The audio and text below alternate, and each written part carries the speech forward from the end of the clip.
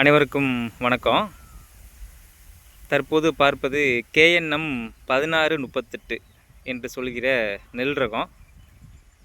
இந்த நெல் ரகமானது ஆந்திரா பொன்னிக்கு, அதாவது BPT 5204 நெல் ரகத்திற்கு மாற்றாக வெளியிட்ட ஒரு நெல் ரகம்.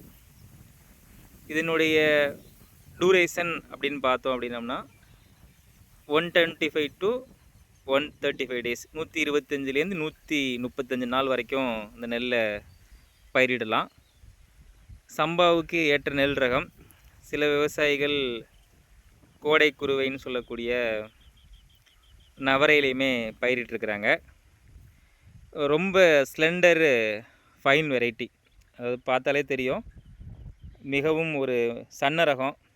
மிக முக்கியமாக பார்த்தோம் அப்படின்னம்னா இந்த ரகத்தில் நோய் தாக்குதல் அதிகமாக இல்லை. நோய் தாக்குதல் அப்படின்னு சொல்லணும்னா மிக முக்கியமாக குலை நோயோடைய தாக்குதல் இல்லை. நெல்லை பொறுத்த வரைக்கும் குலை நோய் ரொம்ப ஒரு முக்கியமான நோய்.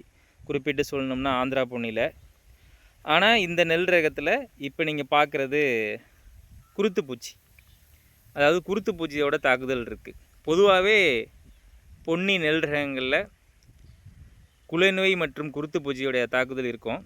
ஆனால் இந்த KNM 1638 குலை நோய் தாக்குதல் இல்லை, குருத்துப்பூச்சியுடைய தாக்குதல் தென்படுது. அதாவது குருத்துப்பூச்சி தாக்குதல் அப்படின்றது நெல் வகைகளில் மிக முக்கியமான ஒன்று. இவற்றை நாம் எவ்வாறு கட்டுப்படுத்தணும் அப்படின்னு பார்த்தோம்னா, மருந்தடிக்கிறது மட்டும் நம்மளுடைய நோக்கமாக இருக்கக்கூடாது.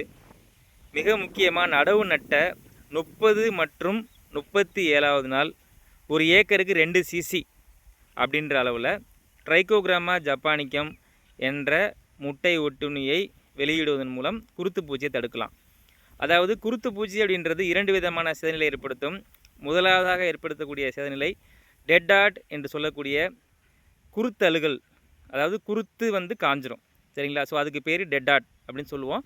நுனி குருத்து காஞ்சிரும், அப்படியே கையில் இழுத்தோம்னா இலகுவாக வந்துடும்.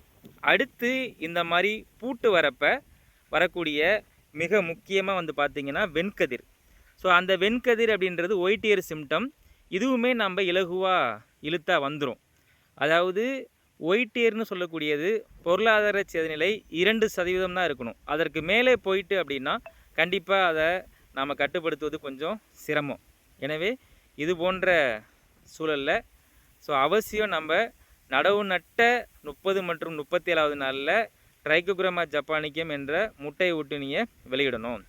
அதற்கு அடுத்தபடியாக பூட்டு வரும் தருணத்தில் மிக முக்கியமாக இந்த வெண்கதிர் எங்கேயாவது தென்பட்டுச்சுன்னா இதை கட்டுப்படுத்தக்கூடிய பூச்சிக்கொல்லி மருந்துகள் மிக முக்கியமாக அப்படின்னு பார்த்தோம் அப்படின்னம்னா குளாரன்டினில் பிரோல் ஒரு ஏக்கருக்கு 60 மில்லி, அதாவது 1 லிட்டர் தண்ணீருக்கு 0.6 மில்லி என்ற அளவில் ஒட்டு பசையுடன் கலந்து தெளிக்க வேண்டும்.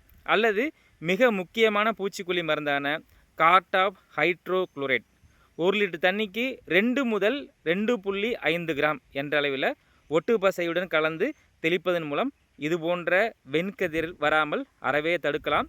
இந்த நெல்லானது ஆந்திரா பொன்னி, அதாவது BPT 5204 நெல் ரகத்தை விட மிகவும் சன்ன நெல் ரகமாக இருக்குது. மிக முக்கியமாக இந்த KNM 1638 என்ற நெல் ரகத்தில் நம்ம குலை நோயையும் அடுத்து மிக முக்கியமாக குருத்துப்பூச்சியும் கட்டுப்படுத்திட்டோம்னா ஒரு நல்ல விளைச்சலை எடுக்கலாம். நன்றி, வணக்கம்.